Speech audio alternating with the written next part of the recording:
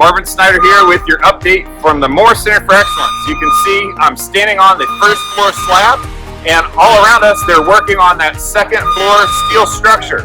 It won't be long before we get some drywall and a roof on this building.